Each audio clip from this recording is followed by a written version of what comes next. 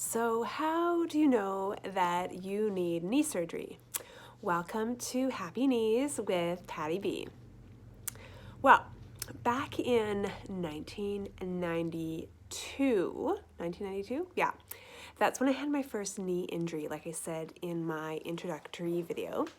And I had a little scope, I had an ACL scope. They went in and they just kind of cleaned things up. And then subsequent to that, I've had a few more knee injuries. And when I was living in Ottawa, Ontario, I got to the point where both of my knees were painful, but not horrible. But I was missing, or my both my anterior cruciate ligaments were considered insufficient. So when the physio did the test on it, there was really no endpoint. They're pulling and they pull on the knee or the tibia, the lower part of your leg, and they see how much give there was. And it was like they could just keep pulling, and there was no endpoint. That's how they knew that I needed knee surgery. However, hindsight is 2020, and like I mentioned, when I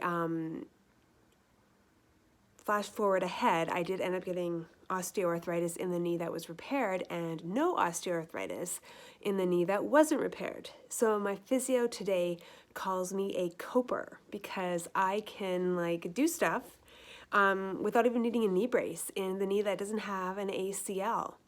So if you are able to be strong and strengthen your body, I think that's better than having knee surgery.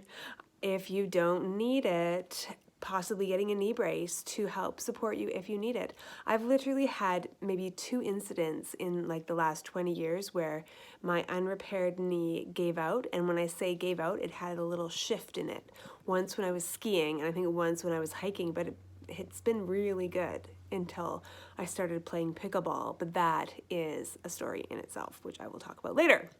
So if you're getting a ton of knee pain, possibly you might need knee surgery. If you cannot stand on your leg, if your leg keeps giving out on you and you have no support, yes, that's possibly a cause for knee surgery. And I'm not talking about knee replacement.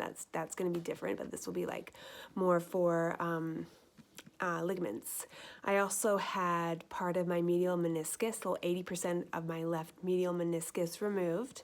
And what happened was I was kneeling to stretch a client, and I went to get up and my knee locked. And I'd heard these stories before, but I didn't think it would ever happen to me. And I basically could barely bend my knee. And that's was my first indication that I knew I was going to need some surgery on the other side. I had what was called a bucket handle tear. So my meniscus, which generally sits like this on one side of the knee, was flipping over. That's how loosey-goosey it was. Yeah. And I got 80% of that puppy removed. So that's a little bit into my side of the story. If you have any comments for me, that'd be cool. Just tell me what's going on with your knees or what you've experienced. I love to share and to learn and to help make everybody stronger. Have a great day.